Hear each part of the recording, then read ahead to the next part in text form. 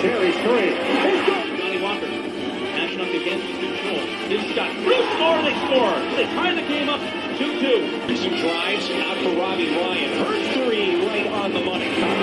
This is Thea Hansen for three. Other side of the rim with a pretty reverse. Wow. 5 seconds to go. Find Hawk. Hawk spins. It rolls off. And Arizona State wins it. Edwards pulls off. And buries the front. Daniels takes the shot for 30.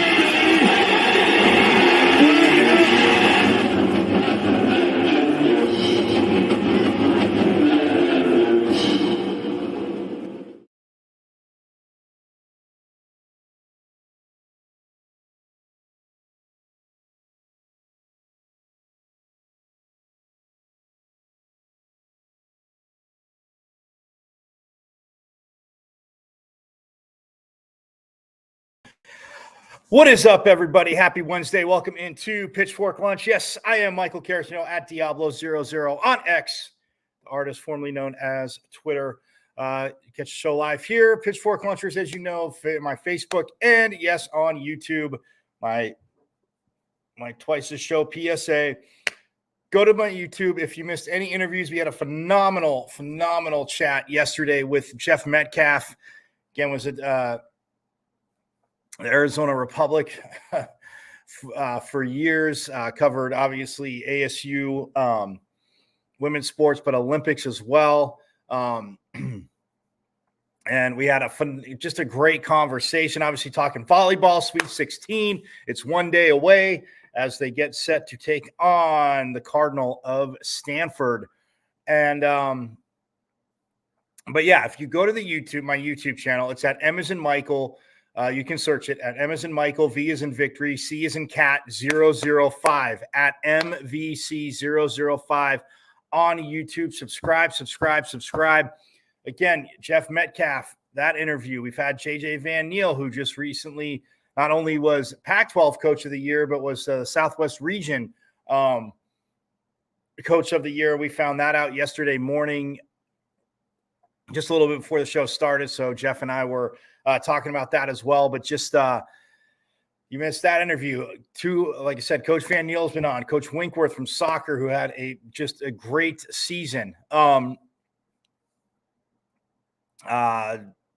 Mons, Coach Regal, Coach Natasha Adair from women's basketball, and then the countless amount of players that we've had on too. So you can go to YouTube, check it out at, like I said, M as in Michael, V as in Victory, C as in Cat 005 at MVC005 on YouTube. Subscribe. But with that out of the way, Pitchfork Lunchers, yes, it is Wednesday. We are one day away from the Sweet 16 matchup between Stanford and ASU, which is hosted at Stanford.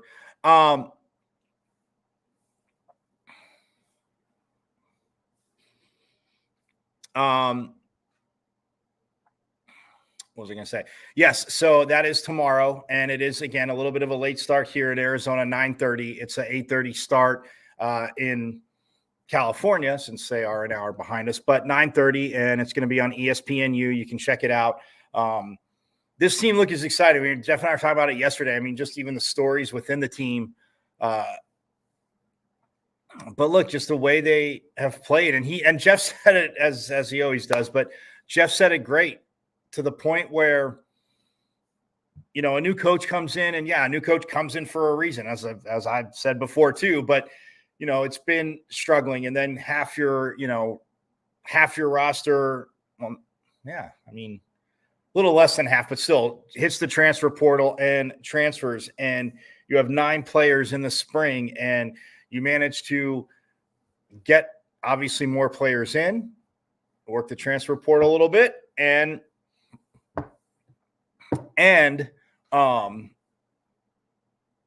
some freshmen that came in as well. So you managed to put it together, and you did have veteran experience to come back. I mean, I have touched on that this season, and we did yesterday, but look, this is a team that just plays as a team. And yeah, Marta Levinska definitely, I mean, has had a phenomenal year when she's, on the outside hitting, when she's in the front row, or even when she's in the back row attacks that they send her way. It's one of those things where for this team, it's a huge advantage, huge advantage.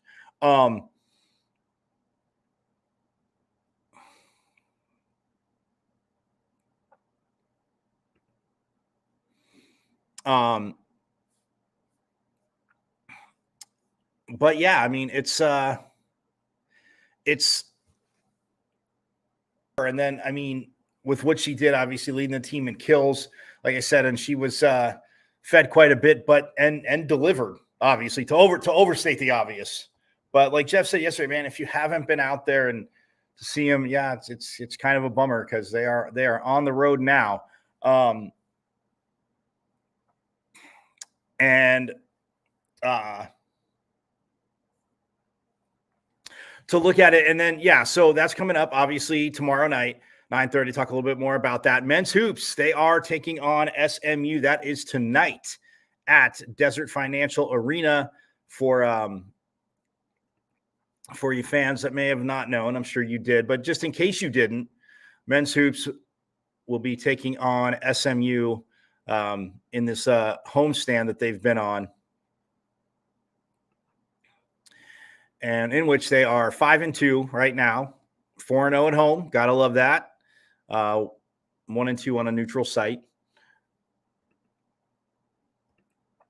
And coming off their last win against 72-61 over San Francisco. Kind of mentioned that a little bit yesterday, and then Jeff and I got going. But, for all five guys were in – all five starters – sorry, not all five guys. All five starters were in double figures against San Francisco. And that's something that I know Coach Hurley's got to love, because you see that. And, yeah, there'll be one that, I think Frankie Collins had 26, 24.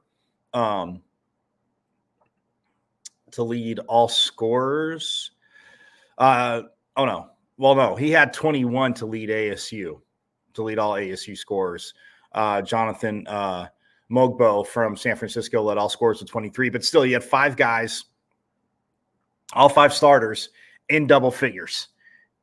You can play off that. I mean, the ball's moving, guys are hitting their shots. It's tough to double team off somebody, which gives guys an advantage driving to the hoop. And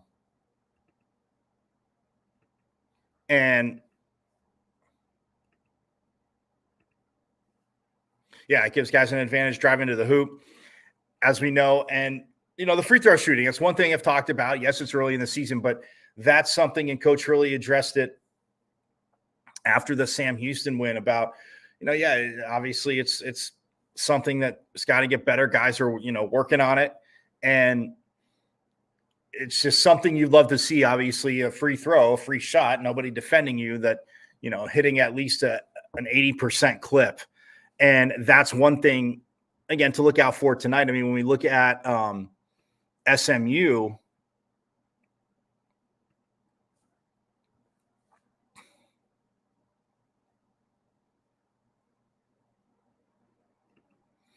the Mustangs, they are 6-3 overall. They have a good home record too. They are 5-1 or 5-2 at home.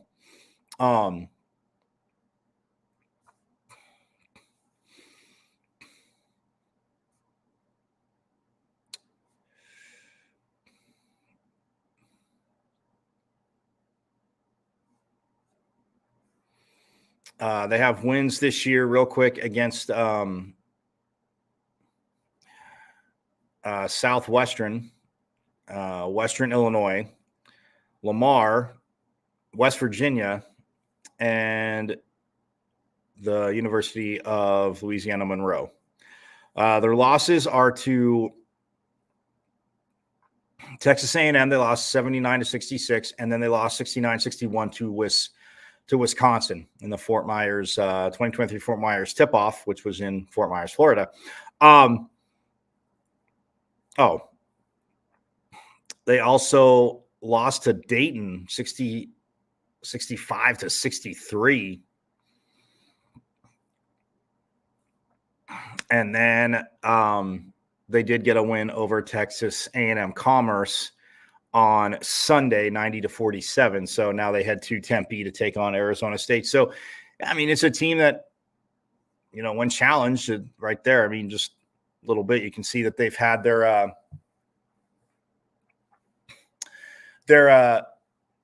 challenges and issues, you could say. But, yeah, I mean, this is a game where ASU, again, must – if you're Coach Hurley and every coach, I mean, you want to have control, but yeah, they're going to have their runs, but how do you respond? How do you create your own? And, seeing 5 starters in double digits, 5 players in double digits last game, that means, like I said, the ball's moving, and it's not about, it hasn't been the issue. I mean, the shot selection hasn't been bad, just the shots haven't been falling. And Coach Hurley, has talked about that early in the season so far. So tonight it'll be interesting to see what kind of start, that the men get off to tonight against SMU. And again, that game it's at 8:00 local time, just so you know. So starting a teeny bit later than they, normally starting at 6 or 7, but 8:00 tonight. It is on FS1, so you can check it out there on TV or 98.7 FM. Or Sirius XM channel 84. So you have your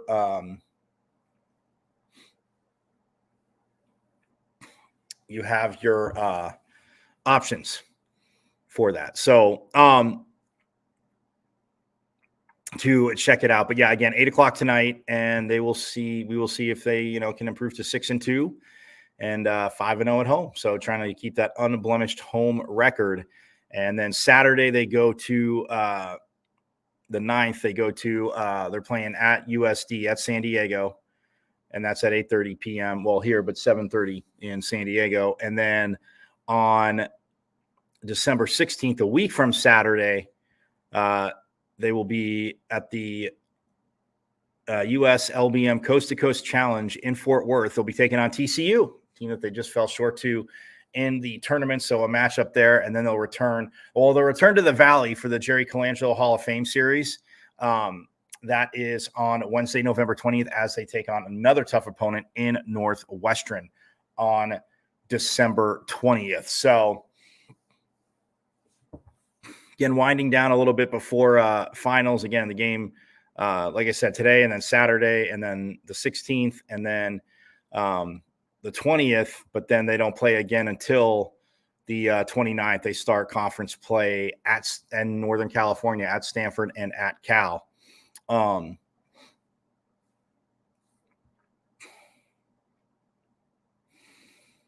then they get to host the mountain schools after that. Utah first on January 4th, and then Colorado on January 6th. So just a little foreshadowing. But tonight, first order of business tonight, 8 p.m. at Desert Financial Arena. Get out there, watch them take on SMU. And women's hoops has Grand Canyon coming up on Friday. That's a home game. It's a staff appreciation. It's at 1:00.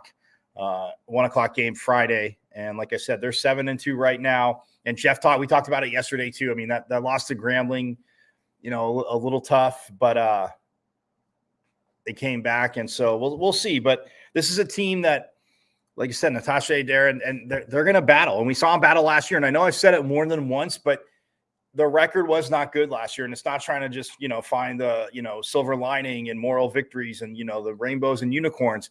Yes, it is pitchfork lunch. It's a homer. I'm a homer, but a fair homer. Yes, last year the record was not what it was not. Again, even though when she came in, a lot of players did transfer.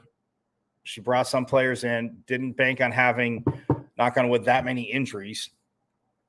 And it was tough, but the players are out there. They were battling. I mean, Ty Skinner had an insanely good season, but the wins-losses weren't there. And, like I said, her and Jaden Simmons were starting to play off of each other, I thought, really well. I would say probably about a quarter of the way through Pac-12 play, if not as, late as half. But from that, at least the second half of Pac-12 play, the way they played off each other.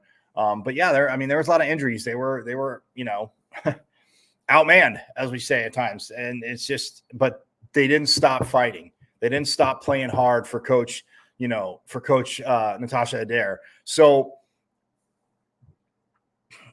that's one thing that you can look at and say, okay, now they're 7-2. Yeah, a tough loss at Grambling, like Jeff said, but in the Virgin Islands, beating Florida, they beat Grambling, which again, it's kind of one of those connecting the dots when you start doing RPI, and I'm looking way too far ahead, but for tournament and stuff like that. So yes, we definitely want Grambling to win quite a few more games.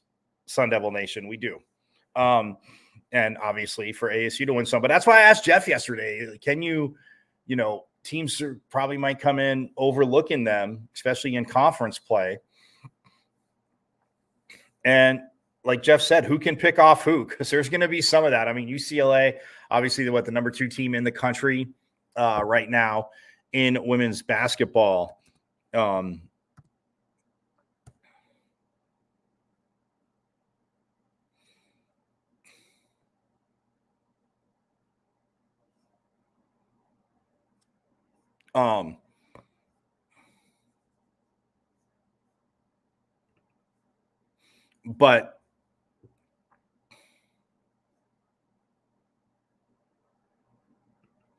yeah, but that's it. Like, where do you go from here? By the way, speaking of women's basketball, side note, it's not ASU, but it's just a phenomenal milestone.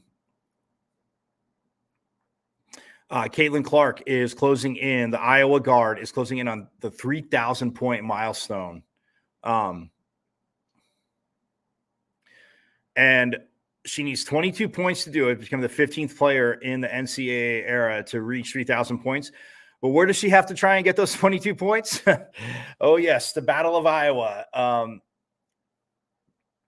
at Iowa State. So it is a road game. Yes, a little bit of a road game, but still. And Iowa's 8-1. They're number 4 in the country. Iowa State is 4-3 right now, but still in hostile territory, needs 22 points to get to 3,000, which again, 15th player. And again, not that many. Yeah. UCLA is the number 2 team in the country, by the way.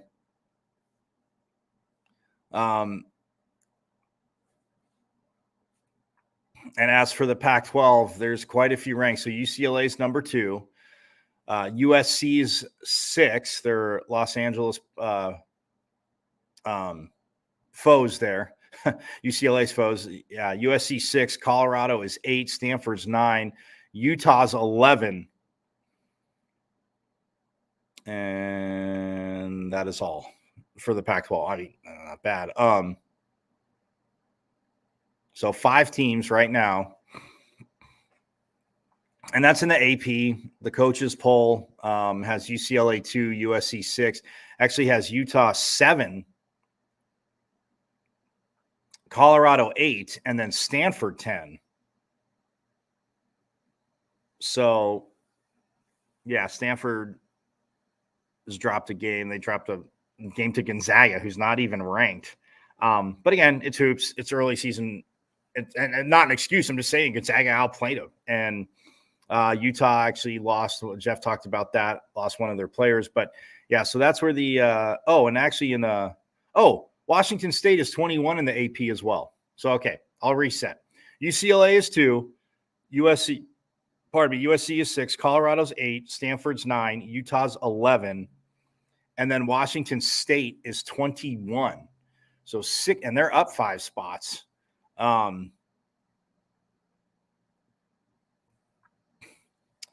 Yeah, they're up 5 spots. So the Cougs at 9-1.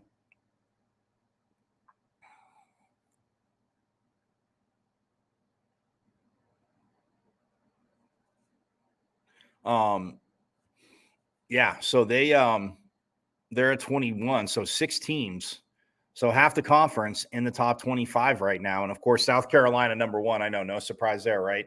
But they do have a big matchup. Again, we were talking about that with Jeff yesterday coming up against Utah. So just that's what's going on in women's hoops. I'm going to step aside. When we get back, I will jump in again to some stuff on volleyball, things to look out for in the match against Stanford.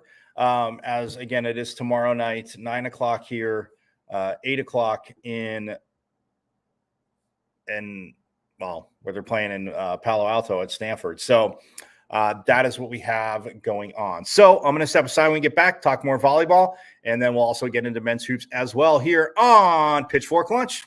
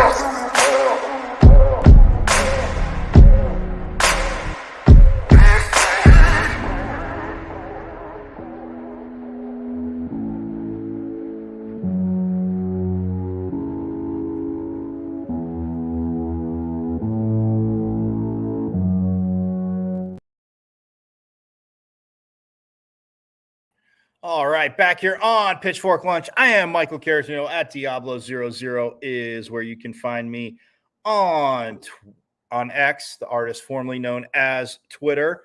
Also see the show on Facebook and live on my YouTube. But also, if you subscribe to the YouTube channel, you can binge watch all the shows you've missed. We are now in episode 65 here, Monday through Friday, coming to you from 12 to 1.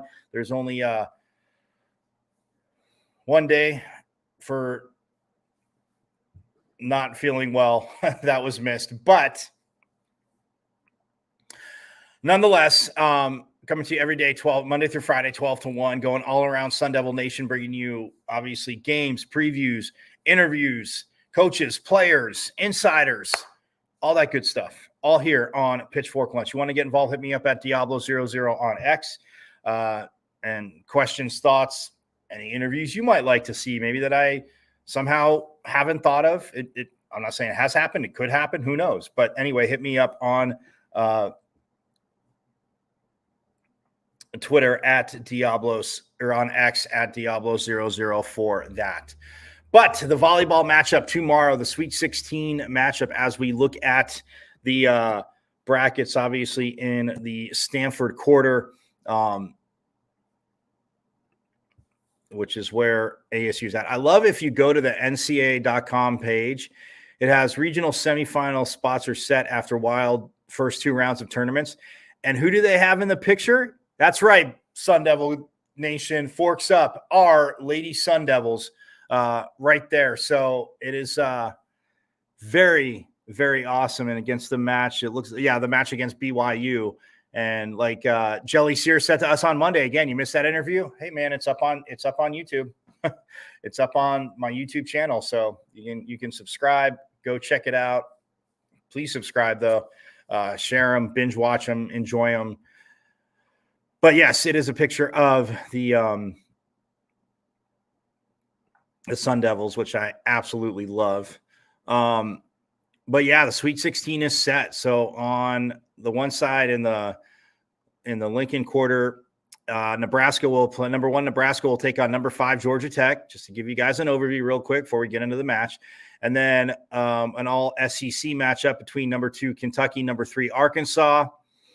And then And the bottom half of the bracket on that side, Louisville, number 2, Louisville will take on number 3, Creighton. And then number 1, Pittsburgh taking on who? Number 4, Washington State, which, I mean, USC did win the first set against Pitt, who is number 1, and then Pitt proceeded to win the next 3. But could have been another all Pac-12 Sweet 16 there on the bottom of the bracket. But yeah, Pitt will take on Washington State and on that side. And then on the other side of the bracket, number 1, Wisconsin, an all Big Ten matchup, will take on number 5, Penn State. Number 2, Oregon, taking on number 3, Purdue. And I want to say that's in Eugene. So yeah, Purdue will travel there, but number 2, Oregon taking on number 3, Purdue in the Sweet 16 there. And then Texas will be number 2, Texas taking on Tennessee in the there. And then, yes, last but definitely not least, the spotlight of our conversation, and number 1, Stanford taking on number 5, Arizona State.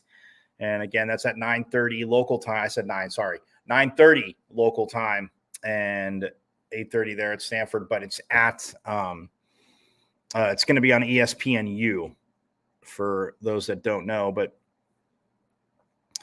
look, I mean, this is a Stanford team that, yes, split with the ASU during the season. They beat them at Stanford 3-0. And then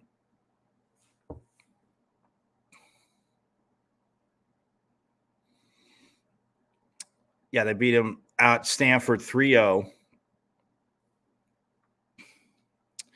And then Stanford came back here and they swept Stanford, and the way they served and what they forced. I mean, Stanford did have some service errors too, but again, they the way they were playing, they were confident, like Coach Van Niel said, going into Stanford, but just got off to a little bit of a slow start, and then that was the tough part.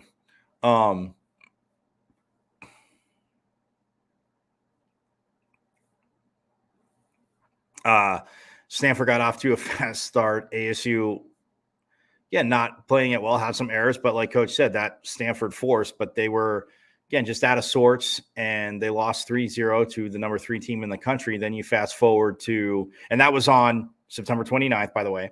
Then we fast forward to 1 month later, October 29th, on a Sunday at noon at Mullet Arena, the number 3 Cardinal come in, and they beat them 3-0.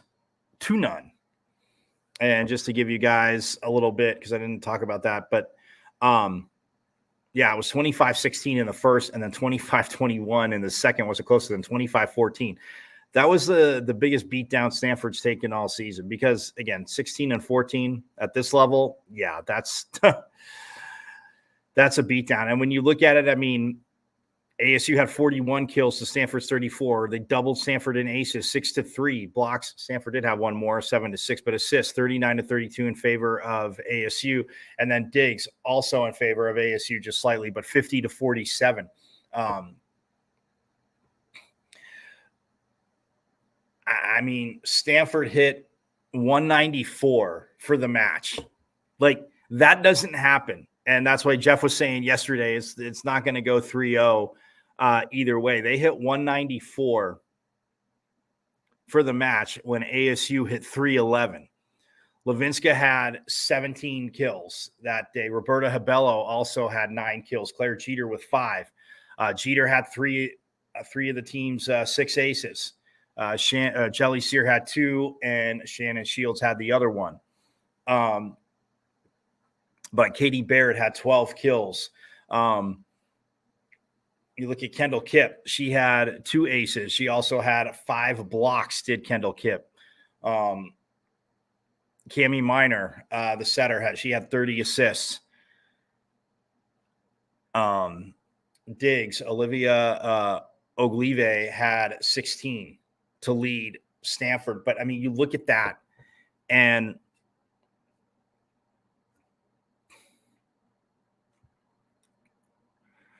I mean, you look at the errors. Stanford had 14 in the 3 sets. ASU had 9. So, again, to hit 311 against Stanford and Stanford hit under 200, I mean, that's to hit 194, that's where you're going to get it at. And it was just a very, very confident bunch that day. And, well, and I say that day, but they knew they could beat Stanford. They obviously saw what had happened last time. And, I mean, this team is very serve centric, and where are you serving? And I always hear it talked about in the broadcast, like who are you attacking on the serve? Are you putting it at seams? Are you dragging the team? Can you drag the team out of system that quickly? And yeah, I mean, and the way Claire Jeter serves, I mean, it's and again, like I said, ace wise, they have 238 now for the season. So they had 10 over the first 2 matches, because they went into the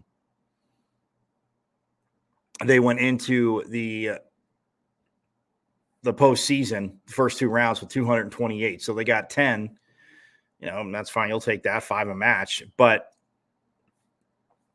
individually, aces, when you look at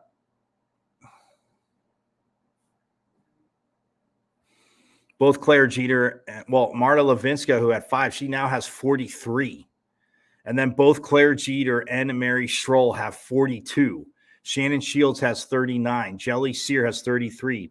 Jillian Neal still at 16 again. But like I said, she started serving about a quarter of the way through conference play.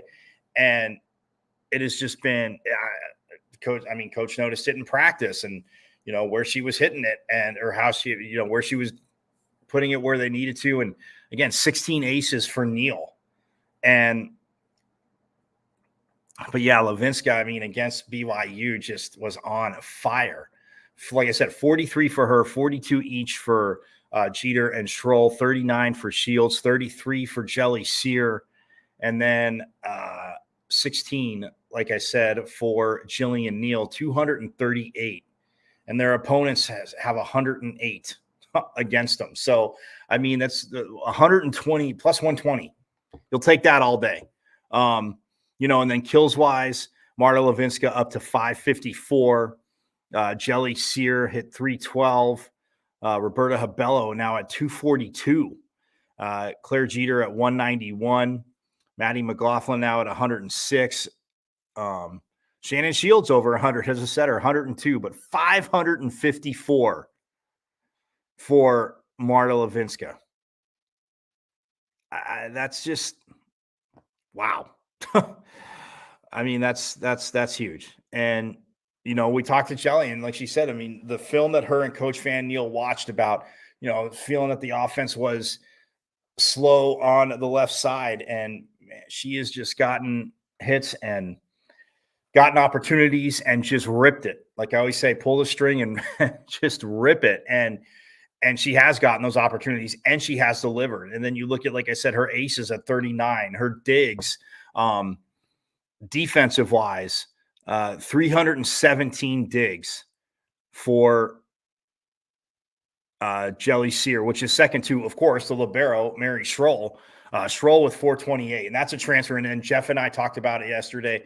And I've talked about it all season, but that's just a transfer. I mean, she came in as a grad transfer, a local kid, and what she can do, how she is obviously in the right positions, but just making the dig, delivering that directional as getting the dig, but getting it to Shields in a good spot, not so much getting the team out of system. And 428 on the season, 428 digs at a team that's got 1,598 digs, and they've outdug their opponents by 3, 1,595. But hey, you know what? You'll take it.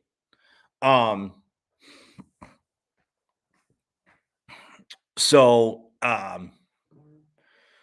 yeah, I mean, 317 for Jelly Sear. So 428 for Stroll, 317 for Sear, pardon me. I combine the two for Jelly Sear. And then 246 for Shannon Shields, again, as your setter. You're saying, like Jelly and I were talking about, not that you want your setter to do that, but knowing that she can and that you can still get points off that. Shannon Shields, 246. And then Marta Levinska at 218 digs. Like, that's Yeah, not just like, oh, I'm just here for the offense and yeah, I'll get to the ball. And again, not that any competitive athlete would have that attitude, but again, you can kind of be like, oh, that's not really my dig and all that. So look, how this team has played, I've talked about it all year, but then you get somebody like Jillian Neal, said coming into serve, what that adds to the serve of Mary Schroll, to obviously like Claire Jeter, Shannon Shields. Again, both Shields and Levinska are lefties. So again, I'm not saying it gives them extra, superpower, although it'd be cool if it did. I'm all for it. Rest in peace to the late great coach, Mike Leach, who, if you have, I'll digress. I'll get off on a tangent for a few seconds here.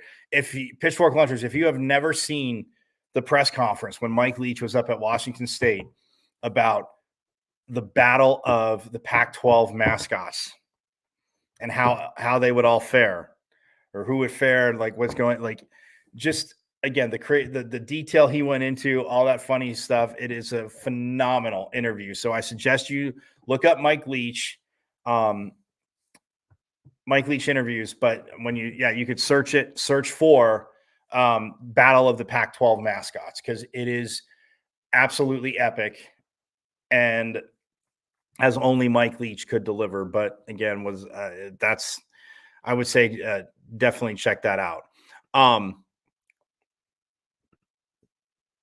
But yeah, I mean, you look at to see what this team has done and how they've played and come together. And like I said, I mean, Roberta Habello on the season. I mean, she's got 96 digs. Again, mostly obviously playing up front, but 96 digs on the season for Habello, who has delivered at the net. And it's just a team that, again, has so many weapons. And yes, you can go, you are going to go to Marta Levinska a lot, but for Shannon Shields and Shelly Sear talked about it, about running that offense, moving the ball all the way around, because it is keeping the defense. It is, giving them an advantage who's ever hitting, because the block's not loading up on them. They can load up and then it's going to go somewhere else and they're going to get the point. So it's awesome to see. It is very, very awesome to see. And then when, like I said, you put it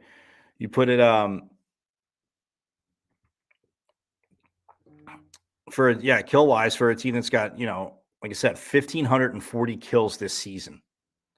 Their opponents have 1,366 against them. So it's, man, I mean, you got 13 kills per set, and you have 12 aces per set. So if you think about that, if they hit their average in kills and their average in aces, they win the set.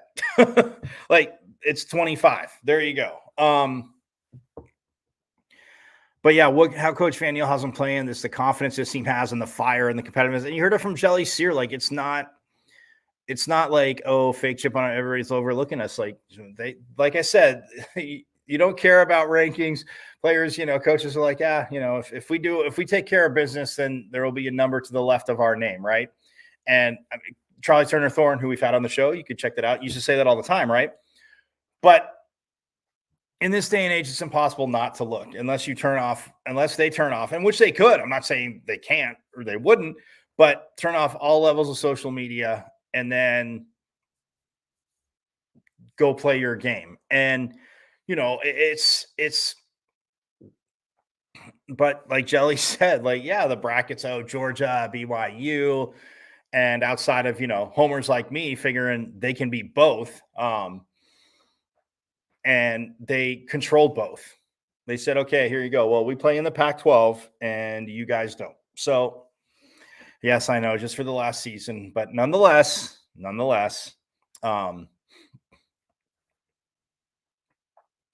that is, nonetheless, that's one of those things where, when I look at it, like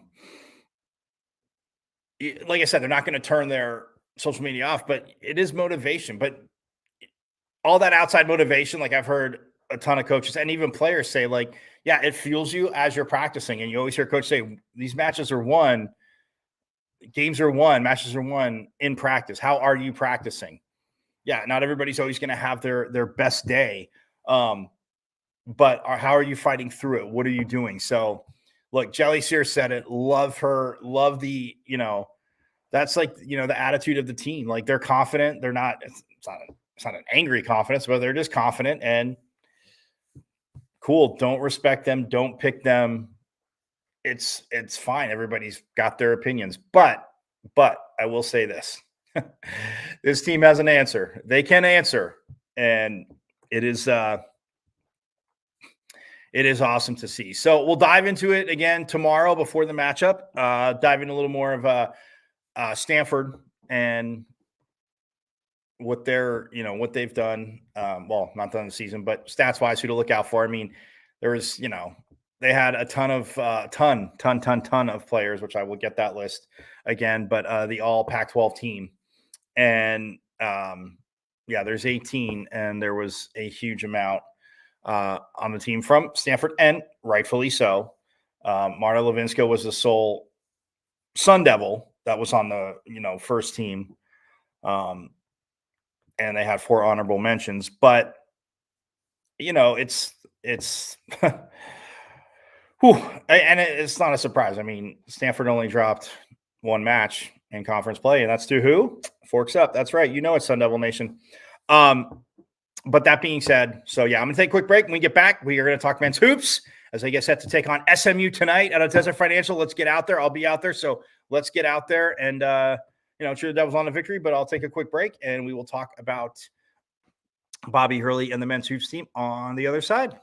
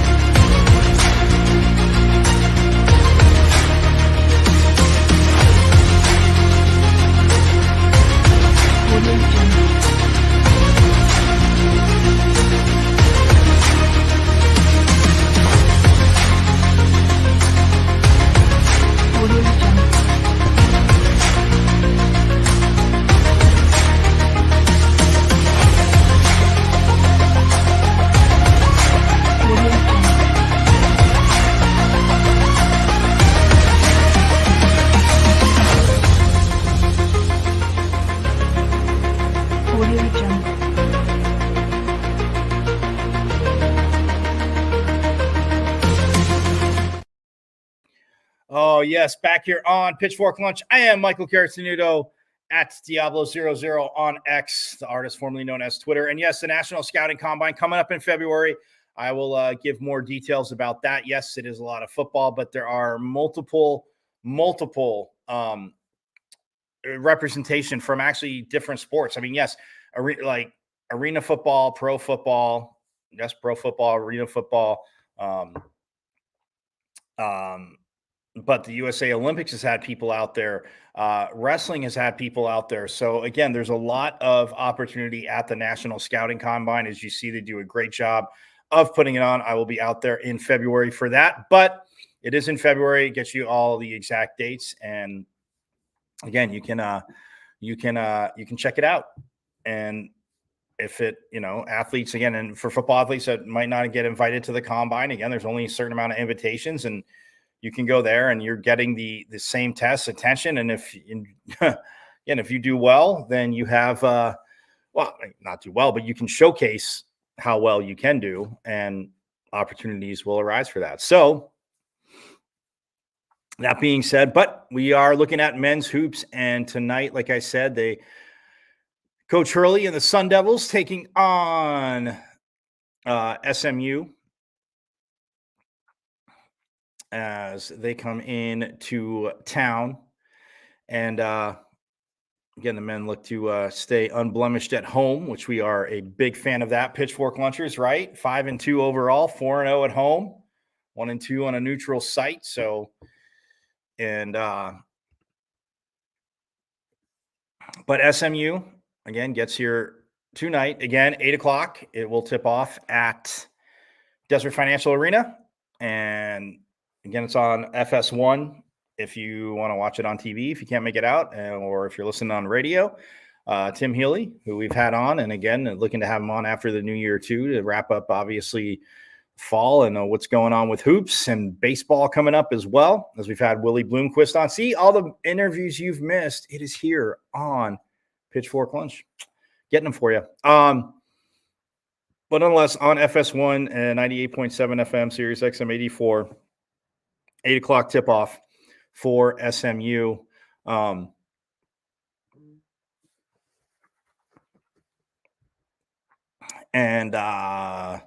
Yeah, but you look at, this team and, oh, well, you know what? The one thing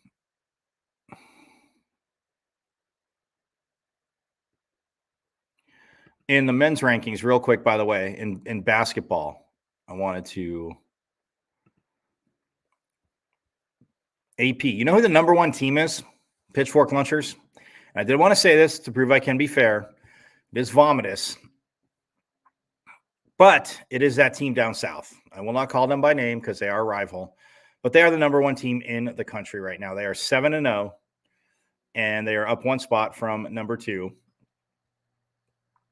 Kansas is number 2, Houston number 3, Purdue 4, UConn 5.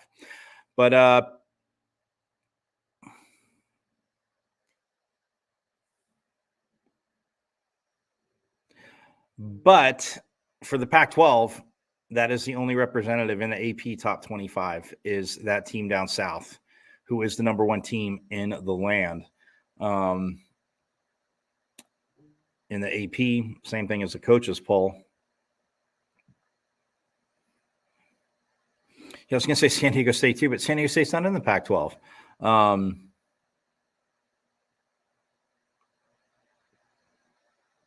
UCLA did receive votes, and that is it. So, yeah, Pac-12 wise, Arizona carrying the torch as they are the number one team in the country. But we'll see. I mean, again, a little bit more of a non-conference play to be had, and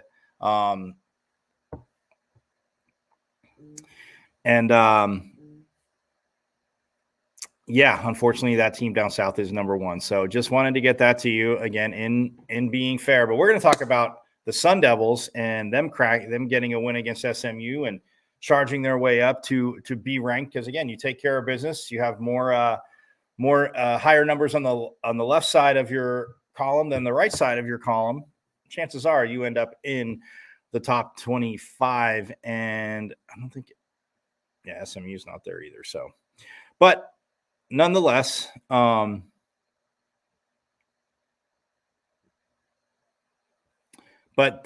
for ASU again tonight, taking on SMU, but looking at but for SMU, their leading scorer is Zurich Phelps, who's averaging 15.2 points per game. And then right behind him is Chuck Harris, who's averaging 12.8. So both of them are in double digits. Keon Ambrose Hyleton, pardon me, he's averaging 9.4 points per game.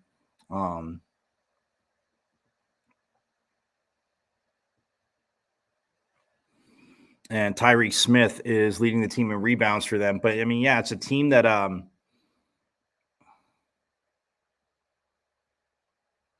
they're averaging 74.4 points a game. And like I said, in some of their losses, they haven't scored a ton, and their wins they have. So it'll be interesting. But for focusing on what ASU has done Defensively, look, that's been a message all year. And I know I shouldn't say all year. It's always a message, but Coach Hurley, again, very wants his team, wants max effort. People say, oh, all coaches want that. But again, his team giving max effort on the defensive end. And he said, yeah, when your shots are struggling, that's the problem. That's the point. Like, they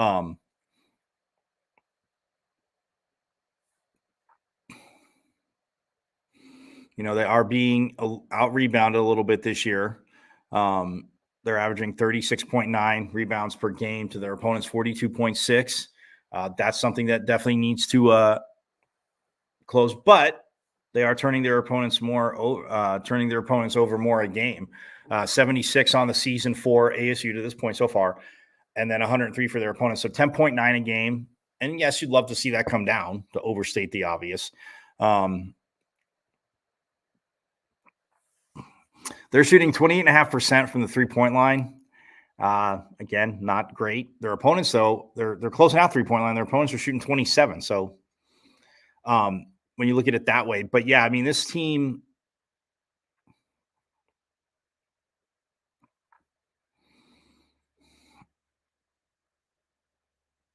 So yeah, it's close up. Frankie Collins is leading the team in scoring with 12.9 points per game. Jose Perez right at 12, and then Jemiah Neal at 11.9. So look, like I said, the more that happens, and I mean, getting Alonzo Gaffney going, getting Bryant Celebonge going as well. I mean, Gaffney averaging 8.4 per game, Celebonge 6.4.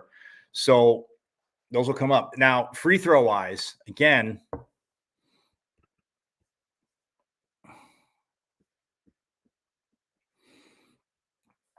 58.7% from the free throw line. Their opponents are shooting 72% against them. So, yes, I know I've said it, broken record. You need to improve your free throw shooting, but that's one thing, again, to look for tonight.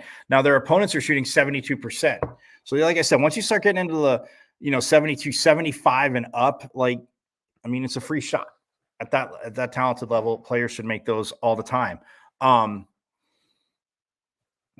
Look, people feel that way. And yes, not everyone's going to go in. The rims bounce funny. You're on the road, or the ball bounces funny off the rim, not the rims. The ball bounces funny off the rim. On the road, yes, you have a shoot around, but you fully, don't get used to the gym. That being said, at home, you at least want to be shooting 85% and up, in my eyes, in basketball. 80% and up should not be below 80%, especially on your home court. But yeah, I mean, look, the effort defensively is there. We need to see that against SMU tonight, because again, it seems like against Wisconsin, like I said, where they fell, defensively, Wisconsin got all over them, and they were able to do that. So ASU defensively, again, keep that pressure up. The baskets will come, and of course, like we heard Jose Perez and Jemiah Neal talk about it. You get out in transition. I mean, even Frankie Collins has talked about it. To get out and play in your defense, causing transition, easy hoops. Well, that helps your field goal percentage. Maybe you get an N1, somebody's coming back and fouling you, chance for obviously a 3-point play. But this team, the way they're playing, the way early in the season, and you can see it building, that yes, they can definitely cause some problems in the Pac-12. It'll be fun. But taking care of SMU tonight at 8:00, Desert Financial Arena. Get on out there if you can. It's on FS1. Or listen to the voice of the Sun Devils, Tim Healy, 98.7. And he works with Sun Devil alum Kyle Dodd, who he's been working with for quite a few years. So, but yeah, we'll recap the game tomorrow, bring you some sound, hopefully some video, some great hoops as well, too. But I'm going to get out of here. And that is today. That is Wednesday, y'all. So like my mom would say, Mike, what day is it? Progressive commercial. Look it up, kids. Well, most of you know it. Anyway, again, at Diablo00 on X, artist formerly known as Twitter. See the show on Facebook and my YouTube. Guys, go to the YouTube, subscribe. You missed anything, you can go to my YouTube, subscribe, like the shows, share the shows, binge watch the shows, because you missed a ton of great interviews, great content, and just a really fun time going around Sun Devil Nation with the good and, yes, the challenges as well, too. But yeah, go to my YouTube at M as in Michael, V as in Victory, C as in Cat 005 at MVC 005 on YouTube. Subscribe. Get it out there. You want to get involved, hit me up on Twitter. Any thoughts, questions, interviews you might like to see, I will try and bring them to you. and we're going to get some alum on here as well, too. That being said, everybody have a great rest of your Wednesday. Check out the Hoops game tonight, and I will see you tomorrow here on Pitchfork Lunch. And yes, Sun Devil Nation, you know it. As always, forks up.